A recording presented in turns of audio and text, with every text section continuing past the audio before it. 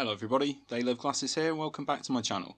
So today's video is going to be a kind of unscripted ramble about the past current year and the current year, and the crossing over of the two current years. Got some notes and stuff, a few things from the last year that I'm going to kind of go over. Got a glass of rum here, and that's delicious, so let's get right into it. Okay, so let's start off with some good things over the year. So, first of all, the WikiLeaks drops, the DNC leak. Some pretty major bombshells politics-wise, some good information getting out to people about what's going on in politics. As a person who's opposed to corruption and political lobbying and all that kind of thing, to me this is a good thing, to have more transparency and less opportunity for politicians to do shady shit behind the scenes, because they know that they can't get away with it now, so that's good. Secondly, Philip Davies MP being put onto the Women and Equalities Commission. This is good news because he's someone who stands up for men's rights, one of the few MPs who stands up for men's rights, so to have him on the committee, that's excellent, and hopefully he'll challenge some of the more extreme feminist ideas coming from that committee. So that's a good thing. Progress there. Thirdly, Black Mirror, the TV series, kind of looks at how technology will affect society and what the kind of ethical and moral sides to that are, and the way they'll affect our lives and our interactions with each other and the world and all that kind of thing. Check it out because it's really, I think, one of the most important things that was kind of on TV last year in terms of commenting on society and where we're going and all those kind of things. The Gregory Allen Elliott case was a great thing that happened this year. This is a street artist from Canada. He got into some arguments with feminists on Twitter, political disagreement. He was then taken to court for harassment and this kind of thing. He waited around 2 years, during which he wasn't able to use the internet. And then finally the court case came up, it was heard through, and he was found not guilty, because obviously disagreeing with people over politics on Twitter is not a crime. That's kind of one of the reasons Twitter's there. So that's good. Another good moment in 2016. And then I think also just the amount of YouTube channels and general people talking about kind of free speech stuff, anti-aggressive stuff, kind of calling out the bad ideas in feminism and social justice and all that kind of thing. It seems to be a growing thing, and I think things have been shaken up a lot by the Trump victory and things. I think that's been a kind of a wounder to the social justice-y types and politically correct types in one way. So that's kind of change the game board around a bit. So I'm hoping in the next year kind of rational voices and kind of classical liberal type message will continue coming through, and we can kind of make things a bit more reasonable and, you know, have less of the far left and less of the far right, make everything a bit more calm and reasonable maybe. Now, regressive things of the year, bad things of the year that happened and were not so good. These include, to me, a lot of kind of division along political lines and ideological lines, all kinds of small groups and subgroups appearing.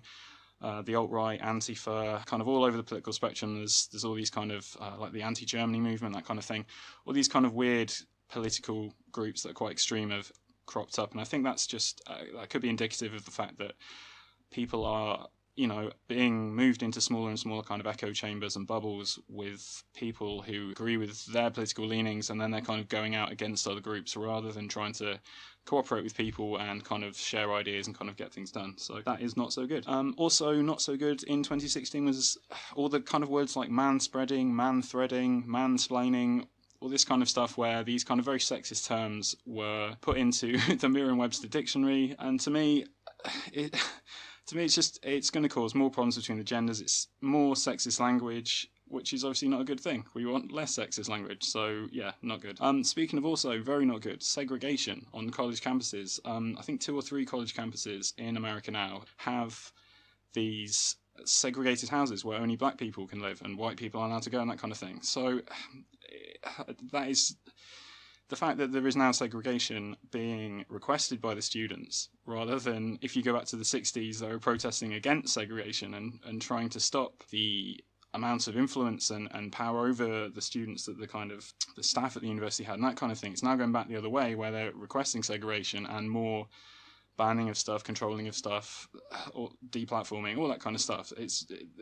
just more authoritarian. They're wanting more authoritarian control to carry out their sort of political leanings, which is not good, because we shouldn't be segregating people. I don't know why I'm explaining this. We shouldn't be segregating people by race. It's not a good idea. We all kind of decided it wasn't a good idea and stopped doing it. So I don't know why it's happening again, but that is not progress to me. It's really bad. I don't know why I'm laughing. It's actually terrible.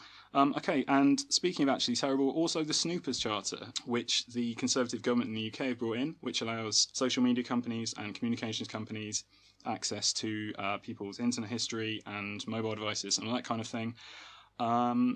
Really bad, really Orwellian, really scary, and tech companies, even people like Apple and Google, who are normally kind of for or kind of more pro these kind of guidelines and things being set out on social media and whatnot, they were saying, no, don't do this. This is a really terrible idea. This is incredibly authoritarian, and don't do it. And the same Conservative government has also banned several types of pornography without really kind of asking anybody or, checking whether that was cool.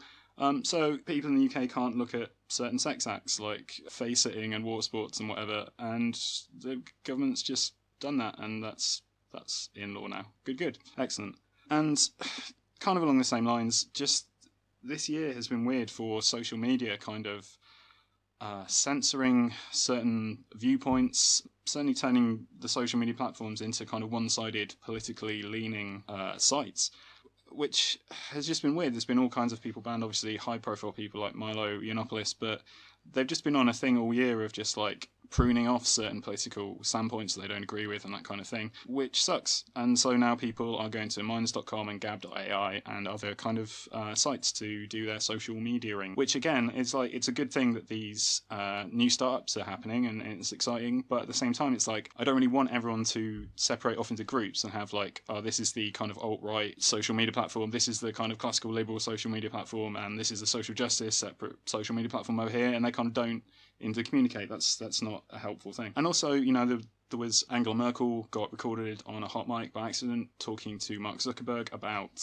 censoring people's opinions of the migration crisis and stuff that's going on in Germany and the things that are happening there. So again, this is kind of Orwellian, trying to control the news, kind of, controlling the flow of information kind of thing going on, which has been just increasing in intensity throughout the year, and it's really not good. And I'm hoping, I don't know what's going to happen in 2017 in terms of this stuff. It's certainly going to be interesting to see how it turns out anyway. So, now here are some kind of left-wing moments of the year. Just things I thought were kind of noteworthy, really.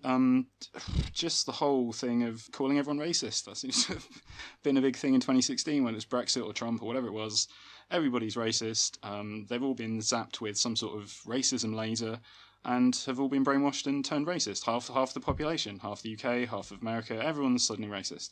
And I think a big part of this is people confusing civic nationalism, which is kind of Trump and UKIP and that kind of thing, with white nationalism or ethno-nationalism, which is the countries being based on race. And civic nationalism is the country being based on borders and who lives there. So those people could be of any race. It's just about the fact they live in that country. And I think this has been a really big thing that people have been getting mixed up. And they've kind of conflated civic nationalism, white nationalism, and then fascism, Nazism, all these kind of other things which are kind of in the same ballpark. And they're all just the same thing now. So if you think that your country should secure its borders, that's the same as being a Nazi. So this has been a major thing this year, which is just, it's informed a lot of things, the dynamics and way things have happened, and I think it's really crazy. I'm hoping that there will be less calling everyone racist in 2017, and maybe they'll realise, it hasn't worked, and it made everyone vote for Trump. So perhaps they'll figure out, perhaps not. Who knows? Pepe, praise Kirk, our Lord and Saviour Pepe, was made a hate symbol. The Anti-Defamation League, it was put on their website alongside the White Power Cross, the swastika. It's even saying it's so ridiculous. Pepe, the frog, a cartoon frog, is now a hate symbol. Hillary Clinton mentioned him in a speech, connecting him to the alt-right. There was all kinds of blogs on her campaign website about how Pepe was a symbol of white supremacy and stuff. Just completely ridiculous, just full on not understanding memes and the internet. And also what I found was just amazing was just a meme made its way into mainstream politics. One of the presidential candidates was talking about a meme, and not even that, but making out it was really scary and evil, and it was bad things were happening because of this frog. And it was just hilarious and ridiculous, and I think really lost a lot of credibility. And of course it was Top Keck, some of the toppest of Top Kecks of 2016. So what else? Sarah Silverman. So Sarah Silverman, who has made her whole career on kind of being offensive by telling all kinds of racial jokes and stuff, and I think she's great. I really like Sarah Silverman. I like her stand up. I like the Sarah Silverman show that was on a while back. I think she's pretty great. But this year she seems to have just gone a bit social justice-y. She seems to have had a little sip of the Kool-Aid and is now kind of objecting to Milo Yiannopoulos' book deal because he says controversial stuff when her whole, career was built on saying controversial stuff. It's just a little bit weird. You would have thought she'd be on the side of kind of free speech and challenging authority and stuff, but I guess those things only matter if they're going your way, ideologically, and so that is weird to me. The Black Lives Matter riots, the riots, the BLM protests and riots and stuff. It's been a violent year for the left wing. Like, there's been, all kinds of race-based rioting, petrol stations being set on fire with people locked inside them, cars being smashed up. A lot of it wasn't covered properly on the news. You had to dig around to find the footage of what was actually going on, and it was pretty crazy. So I don't know. I think the left wing really needs to pull itself together. I understand people's anger and things, but I really hope there's less of it next year, essentially. I don't really know what else to say about it. It was a pretty major indication of where things are at in terms of race relations and stuff, I think, which is really not good, it turns out. And I think it's also symptomatic of the kind of rise in the kind of anti-white rhetoric, the kind of blaming white people for everything, the kind of using things that happened way back in history to justify, violence or a vendetta against the whole race of people or whatever. Whatever race from and to that is happening, it is never a good thing. So yeah. And then kind of on the same lines, I think, speaking of the kind of the anti-whiteness thing that's been going on a lot, I think almost the peak of that, or one of the biggest outcroppings of that a lot of people saw, kind of normal people, or normies, if you will, was the MTV kind of end-of-year resolutions for white guys video, which was kind of everyone kicked off about because it was massively racist, essentially. And then MTV took it down after it had, just I think at a 96% dislike to like ratio at one point, thousands of negative comments. People were just not having it, and then they took it down and then tried to put it up again as if to sort of wipe all the dislikes, and then it got the same amount of dislikes again, so they took it down completely. And I'll put a link to the original video. Is gone, obviously, but there were a lot of people doing kind of response videos to it and stuff, so I'll put a link to that in the description, and you can check that out and see what you think. But I think that was the point at which a lot of people started to notice this stuff was happening, and hopefully there'll be a backlash against it, because it's any set of ideas as demonising a race is not cool. So let's not have any of that next year. All right, cool. So right-wing stuff of the year. It was a weird year for me, kind of, because I started to realise that the right wing are correct about some stuff, which is weird, because normally I'm a left-leaning person. I don't generally kind of listen to the right wing a lot, I guess, but there was a lot of things that happened this year, kind of the WikiLeaks stuff, kind of some of the Pizzagate stuff that came out, the pedestrian emails, some of the free speech stuff that the right wing or conservative news sources seem to be commenting on a lot more, and yet aren't really partisan left-right issues. They're kind of bigger than that kind of thing. So it was a weird thing for me this year to find that I agreed with quite a lot of conservatives on stuff. Don't know what else to say about that. It was weird. They had some good points this year about things. Not everything, of course, not all, but more than I was expecting. And it was a good year for the conservative alternative media. Obviously, InfoWars, it's doing its thing and selling vitamins and warning everyone about the chemtrails and the gay frogs and stuff. But people like Cernovich, Paul Joseph Watson, Stefan Molyneux, they're people I don't necessarily agree with the whole time. Some of their ideas, some of them not so much. But they had a good year in terms of getting their ideas out, getting more, larger viewer bases and that kind of thing. Another right-wing thing I thought was kind of good this year, last year even, was Tucker Carlson. It's weird. Tucker Carlson appears to me to be some sort of 80s news anchor guy who's been sort of transferred into the present day, and he just kind of, I just kind of like his approach. He's quite, he kind of attacks people a bit. He kind of doesn't take any nonsense. He'll drill people down on a certain point and try and expose the fact that they're talking rubbish or whatever. And I appreciate that technique, whatever side of the political line that person may be on. I think that's not taking any nonsense, sticking to the facts, and not letting people bullshit you that's a good call. And I think a major thing from the right wing last year was the rise of the alt-right. And the alt-light, as people are calling them. Now, the real core of the alt-right, the kind of white nationalist, ethno-nationalist part, was kind of joined by what they would call the alt-light, which is, people like Milo, Cernovich, Paul Joseph Watson, as I mentioned before, the whole Make America Great Again hats meme, the Pepes, all that kind of thing. That was all kind of mixed in with it. Then towards the end of the year, it got to a weird situation where, like, once they knew Trump was in, a lot of what people would term the alt-right, the kind of less openly racist, perhaps, part of that, they were just like, yeah, okay, we're kind of done now, and sort of a lot of them dissipated, the memesters and so on, having, used meme magic, praised Keck, and got the God Emperor Trump onto his rightful throne. And then that kind of left, like, just the sort of white nationalist part, kind of calling out people like Milo for not being alt-right enough or whatever, and he's a gay Jewish guy, so, I'm guessing white nationalists and Nazis not going to be too keen of them for those reasons. But yeah, it kind of solidified what was kind of left of the kind of core of the alt-right. And so it's been an interesting year, kind of watch that happen. And praise Keck, essentially, and more Pepes for next year. Okay, next we'll look at some social justice moments of 2016. It was a pretty full-on year for social justice. Just, I don't know, the crest of the wave of craziness seems to be happening at the moment. And it was a crazy year. So we had the humongous incident with Zana Joshi. So a man was being interviewed at the opening of a new police centre. He was in favour of the police training centre being opened, so he was being interviewed by the people there. Then a woman came up to him who was kind of against the police training centre being built. She's a Black Lives Matter activist, a social justice activist, and she walked up to him and kind of tried to get in his face with a camera phone, and he asked if she wanted his name, and she said yes, presumably to get a gotcha moment later on the internet or to go after his job or something like that. And instead of capitulating and giving the woman his name, he said his name is Humongous and gave a sort of slightly smug, haha, that was a silly pun sort of grin. And then she then escalated it to some kind of sexual harassment.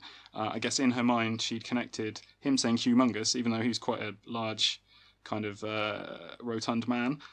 She thought he was talking about his wang, presumably, and then just went off on one. You can see the clip. I'll put a link in the description. You've probably all seen it already because it was a famous meme of the year. So that was just incredible. And just Zana Joshi in general in 2016 was amazing. She just was on one the whole year, shouting at people in council meetings, accusing people of colour of being tokens and being part of some kind of conspiracy. She said the police sent some rapists after her. She was just on a mad one the whole year, just full social justice madness, just left reality behind. It was golden. And speaking of golden, just 2016 was a great year for just human memes from social justice. There was the Lift girl who was like, the continent of Hawaii, and just had the most horrendous voice I've ever heard from a lady. Who else was there? There was Trigglypuff was this year, of course. Trigglypuff, the classic, one of the great social justice memes.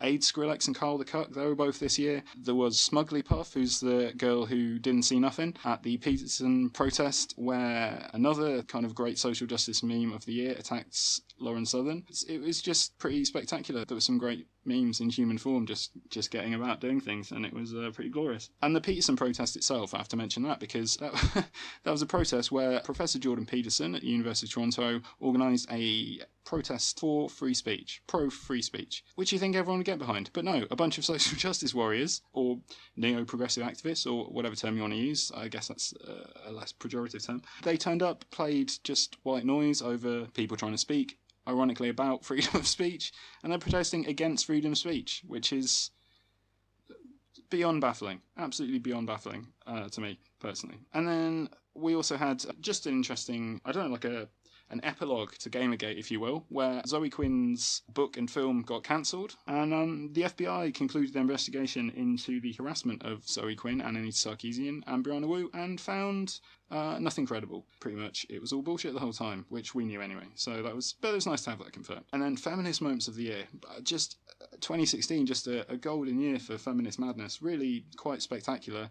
We had the feminist snow ploughing in Sweden, where the Swedish council in, I think it was Stockholm, they decided it would be good to prioritise clearing snow away from the routes that women use the most instead of the ones that most people use the most in general. And so the result of that was massive traffic pile-ups, tons of accidents, deliveries not getting there on time, ambulances getting stuck, injuries, just total meltdown and chaos. And so I don't think they'll be trying that again next winter, but who knew that feminist snowplowing would be a bad idea. Speaking of bad ideas, we had Wonder Woman, who was made an honorary ambassador for the UN, and then feminists decided that wasn't a good idea, and Wonder Woman isn't a good role model for girls because she was too white and sexy. So that wasn't allowed. They then sacked her from being an ambassador, in my opinion, robbing girls who are into comics of some inspiration there. I think that's kind of messed up, but there you go. Speaking of messed up, really messed up, the TV series Portlandia is a sketch series set in Portland. It kind of lampoons kind of hipster culture and stuff. They have, in the series, one of the sketches is two women who work in a feminist bookshop, and they're kind of really exaggerated kind of feminist activist characters. They get offended about everything. It's a really good sketch. It's really funny. But it's actually filmed in a real feminist bookshop in Portland, and the feminists that run the bookshop in real life protested against Portlandia, the TV series, for their portrayal of over-the-top feminists. So you have this just brain-melting situation where you've got like, it's like a crazy Ouroboros snake type of deal, where it's just like, okay, so you've got a spoof sketch lampooning ridiculous over-the-top feminists, and then ridiculous over-the-top feminists object to that and protest it, which is what they do in the TV series, which is based on over-the-top crazy feminists, which is then being protested by over-the-top crazy feminists, and goes on like that in a loop until your brain is destroyed. So don't think about it too much. It's a nightmare. But I just thought that was just really quite amazing.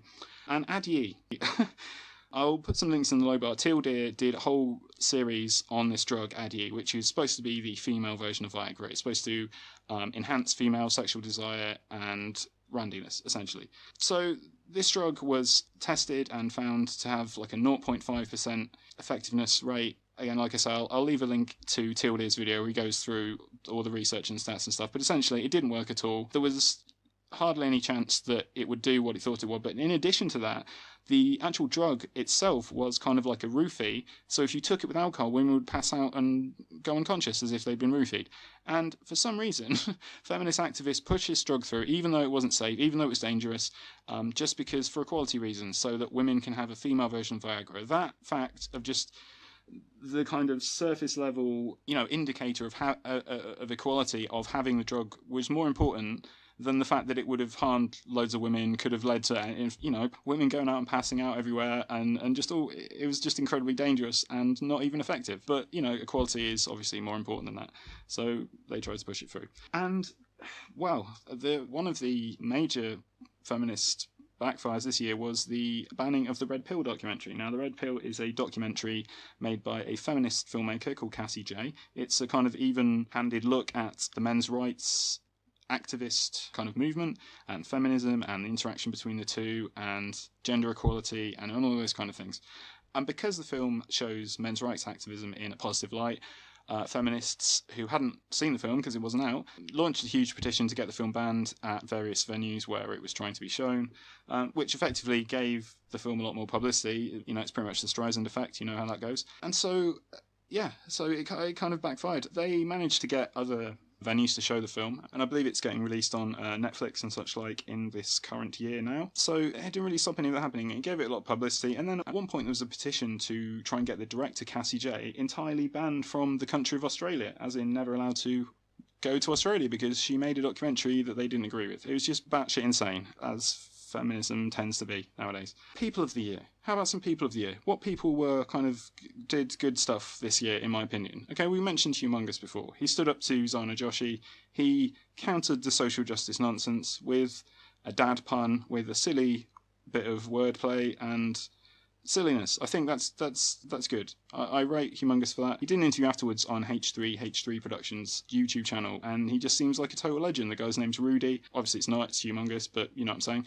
And yeah, he was there in support of the police training centre because that particular police department had got his daughter off of heroin. So he was grateful to them and he wanted to go and support them. And then it turned out later in the year that he had cancer, and people online got together and raised like 140 grand towards his treatment and things. So that was a really cool thing. And, he's just been an internet legend this whole year. So big up Humongous, top man. Who else? Philip Davies, I mentioned before. He as I said, he's now on the Women and Equalities Commission in the UK government, which is excellent. He's in there mixing it up and putting some different ideas in there. That's good times. But I also saw him at the International Conference on Men's Issues give a talk about the sentencing gap that exists between men and women in the criminal justice system and stuff, and that was very interesting. And he got under a lot of fire for that. He used the term feminist zealots in his talk, and feminist zealots objected to that and kind of went nuts and were lambasting him in the press. He was just getting grief the whole year just for trying to stand up for genuine equality, and I rate the guy highly for that. I have to say I'm not with him on 100% of his stuff. He's a Conservative MP, so to me he's too traditional on some things, too conservative on some things, but when it comes to the men's rights issue stuff and equality stuff, he is bang on. He's absolutely right, and I think he's an important person to be supporting, as is any sort of dissident voice in a group. It's important to support them. Dave Rubin this year again had a great year.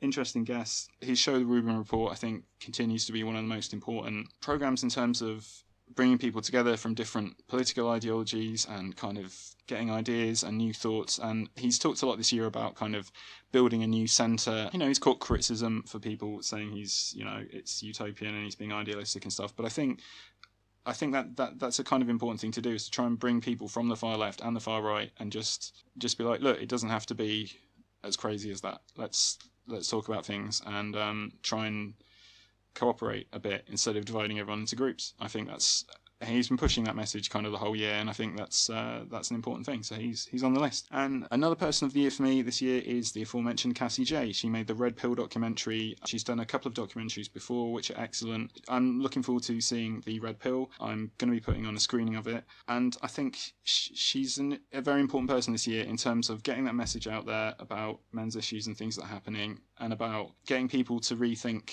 some of this stuff that's going on in terms of the kind of, I don't want to say the gender war, but whatever it is, the culture war between feminists and men's rights and all that kind of thing.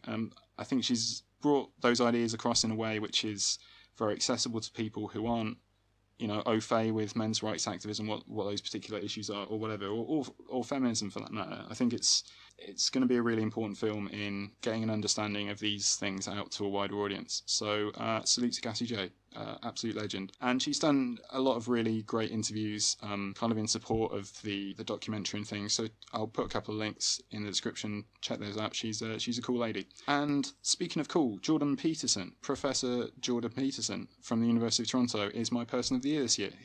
I didn't know anything about him kind of before he gave the kind of free speech at the U of T, and there was the protests and all that kind of stuff that went on around it. And I think out of all the people this year, his message about the importance of free speech and resisting tyranny and authoritarianism is one of the most important messages that are about. And I think he's done brilliantly in putting that across in his series of videos and interviews he's done. He's come under a lot of fire the whole year. His career's been threatened, all kinds of things. He's genuinely a hero, a brave person who is putting himself on the line for things he believes in and things above himself. And that is just an incredibly admirable thing. And also, going back over his old lectures, I mean, there's the whole kind of free speech thing. And then I've spent, since I found out about him, kind of catching up on his lectures on maps of meaning and authoritarianism and political ideologies and the kind of psychological underpinnings of those. And it's really blown my mind. It's changed the way I think about things. It's taught me kind of all kinds of new ways of looking at things. It's really, I would really recommend going and checking out some of his lectures. The Maps of Meaning series especially are just mind-blowing. They will change the way you think about things. They're really incredible. Fascinating man, great orator, great rhetorician, really just awesome guy. Just go and check out Jordan Peterson. He's awesome. So that's my people of the year. One of the things a lot of people have been talking about with 2016 is the fact that a lot of celebrities have died. So I'm going to do a celebrity that have died that less people know about kind of quick list thing here. So starting with Steve Dillon, he was the artist for the Preacher comic book series, one of my favourite comic book series, one of the greatest comic book series of all time, and those are just absolutely stunning. Then Greg Lake and Keith Emerson from Emerson, Lake and Palmer, two major prog rock musicians, icons, interesting, far out, experimental musical dudes, always pushing boundaries, doing weird stuff, and I appreciate that, and you know, the music industry is going to be a bit less weird without them, and that's a bummer. And also this year, Gary Shandling, who played Larry Sanders in the Larry Sanders Show series. If you haven't seen that, check it out. It's one of the first kind of pseudo-documentary, behind-the-scenes comedy series where it shows a chat show and then the chat show host and his life behind the scenes and the crew and everything, and it's just amazing. It's really funny. Jeffrey Tambell's in it as well. It's great. It's got a great cast, great writing. Check it out. And then Umberto Eco also died this year. Interesting dude, interesting books. Check out some of his books. Basically, he was a philosopher, wrote a lot of very large, quite hard to read books. But I would recommend find out a bit about him, because he was an interesting dude and had some interesting ideas. And lastly is someone probably most people won't know, a battle rapper called Cadillac Ron, who he was someone who really, within the kind of art form of battle rap, he really pushed the boundaries of free speech and what was acceptable, and he was a really unique and interesting person. I don't know, I don't want to say, it's incredibly sad. He was a good dude, and he's a loss to battle rap and rap in general. His perspective was interesting. Like I say, he was always pushing the boundaries of offence and things like that, which I think it's important to have people like that, and battle rap is kind of more boring without that guy. So those are some people you may not have known about who unfortunately are no longer with us, but go and check out their work, go and see what they contributed to the world, and you know, that's a good way to remember them, I think. Alright, so I'm going to wrap this up now. So here are some things that I hope will happen next year. I really hope the left wises up to what's going on, to the problems with its tactics, to the fact that labelling people and things just pushes them away to the other side, and that doesn't work. And I hope classical liberalism as a kind of movement and a set of ideas gets more purchase. I think people who've had enough of the far left and had enough and don't want anything to do with the far right, you know, we got you. Come over here. We're reasonable, and you know, we're not going to call you a racist and stuff. Good times. And so I really hope next year as well people will pick things to protest a bit more carefully. The whole year there were so many stupid campaigns about stuff that didn't need to be there. It's just crowding up the whole area of activism with all this just bullshit. I mean, there's just too much stuff to mention. Like numerous feminist campaigns about things that didn't need to be there, like manspreading and stuff. People politicising snacks and breakfast cereal and films and just everything. Just stop politicising everything, unless it's something that, you know, do a bit of research, dig into it a bit, and see if it's something worth protesting and doing something about. Don't just like copy a meme about how a breakfast cereal is offending your political sensibilities or whatever, because that's just batshit insane. Just, can everyone stop doing that, please? Thanks. I hope that the right wing chills out a bit. I hope Trump, you know, turns out to be not so bad. I don't have that much faith in that, but I'm still hopeful that, I mean, I think he isn't going to be as bad as everyone's making out. I don't think he's going to be Hitler and send all the Muslims to the moon in a rocket and then, I don't know, fire all the gay people into the sun with a giant cannon. I don't think that's going to go down. I think he's going to be bad in other ways, perhaps, and I think everyone is keeping such an eye on him that maybe he can't get away with shit. I don't know. But I'm hoping it's not going to be the Trumpocalypse that people are predicting. And I'd also like it if everyone could stop putting gate on the end of stuff. Pizzagate, Shirtgate, Liftgate, you know, it's like, I get it, it's a Watergate reference, but like Watergate was a pretty serious thing. So, you know, something happening with Star Wars and then Star Wars Gate or whatever it is, you're kind of like watering down the seriousness of the gate suffix being put on or whatever, because it's like now it can just refer to any tiny thing that happens instead of Watergate, which was a massive scandal at the time. So stop diluting the word gate by overusing it, please. And finally, I just hope things kind of, like I've said before, I hope things move to the centre and calm down. I hope everyone chills with the tribalism, stops dividing into groups, pitting one against the other, the divisiveness, the race baiting, all of it. I hope people just get tired of it and don't put up with it, and that doesn't involve some kind of, you know, riots and looting and madness going on. I hope we can get everyone back together and chill out a bit. Let's have a barbecue or something. It'll be fine. Alright, cool. So that's it really. That's some stuff that happened last year and things I hope will happen next year in the previous current year and the current year. I think, like I said, the game board has been shuffled, the pieces have been jumbled around, the deck's been shuffled, whatever metaphor you want to use. I think it's good in a way that the right is slightly in power more, because now we can go after the right wing as well, and not just go after like the crazy far left and that kind of thing and their ideas. So hopefully it will get a bit balanced out now, and I can criticise right-wing stuff more, and everyone will stop calling me right-wing for criticising the left-wing. Yeah, so good times. I think it's definitely going to be an interesting year. I'm hoping to launch my channel properly. Kind of nearly started it like a bunch of times, and then I've had tech problems, personal stuff going down, and then like there's just been, you know, major political stuff going on that I haven't kind of caught up with, and I've had to rethink things that I'd written in light of new things happening and stuff like that. So I'm going to try and get things cracking properly, weekly uploads with the videos, going to keep improving everything as much as I can, and hopefully build the channel up and people will like what I'm doing. So that's it for now. Good luck to you in whatever you're planning for the current year. Best wishes to you and your folks, and thanks for stopping by. Take care of yourselves, and I will see you on the next one.